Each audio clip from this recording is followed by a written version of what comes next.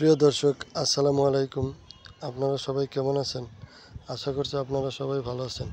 আজকে আপনাদের সামনে আরও একটি ভিডিও নিয়ে হাজির হয়েছে। অবশ্যই এই ভিডিওটি শেষ পর্যন্ত দেখবেন। বন্ধুরা, আপনারা ভিডিওতে দেখতে পাচ্ছেন যে পাতাগুলো, এটা কিন্তু আমরা সবাই চিনে থাকি। এই পাতাগুলো হলো মেহেদি পাতা। গ্রামে কিন্তু প্রায় অনেক বাড়িতে আমরা মেহেদি গাছ দেখতে পাই, কিন্তু চাইলে কিন্তু শহরেও আমরা এই মেহেদি গাছের চারা রোপণ করতে পারি খুব সহজেই। কারণ মেহেদি গাছ কিন্তু ডাল থেকেও কিন্তু মেহেদি গাছের চারা তৈরি করা যায়। এর একটি সুবিধা, আপনারা যে মেহেদি পাতাগুলো দেখতে পাচ্ছেন, এই মেহেদি পাতার কিন্তু অনেক উপকারিতা আছে।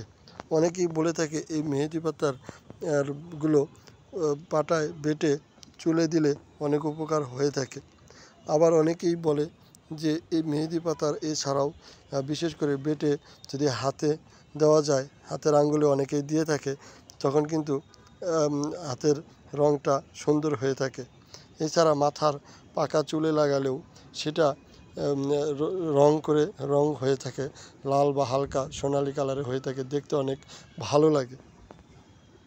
এছাড়াও এই মেহেদি পাতার অনেক উপকারিতা রয়েছে।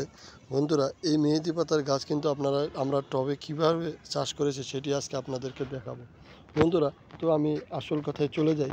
দেখেন, আমরা প্রথমেই পুরাতন প্লাস্টিকের বালতি আমরা ফেলে না দিয়ে সেই বালতির ভিতরে দেখতেই পাচ্ছেন এই যে বালতিটি কিন্তু ভেঙে গেছে, তারপর আমরা ফেলে দিইনি।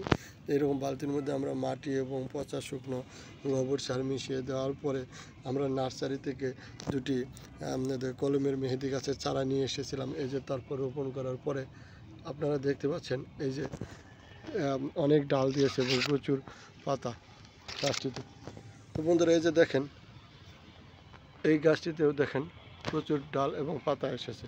তো চাইলে কিন্তু এইভাবে আপনারা যারা শহরে থাকি, কম জায়গায়, খুব অল্প জায়গার মধ্যে চাষ করা যায় এবং সারা বছরই চাইলে এই মেহেদি পাতাগুলো ব্যবহার করতে পারবেন। আপনাদের কাছে আজকের এই ভিডিওটি ভালো লেগে থাকলে তাহলে অবশ্যই এই ভিডিওতে একটি লাইক দিয়ে চ্যানেলটি সাবস্ক্রাইব করে দেবেন। আবারও দেখা হবে নতুন কোনো ভিডিও নিয়ে। সেই পর্যন্ত সবাই ভালো থাকবেন, সুস্থ থাকবেন। সবাইকে ধন্যবাদ। আসসালামু আলাইকুম।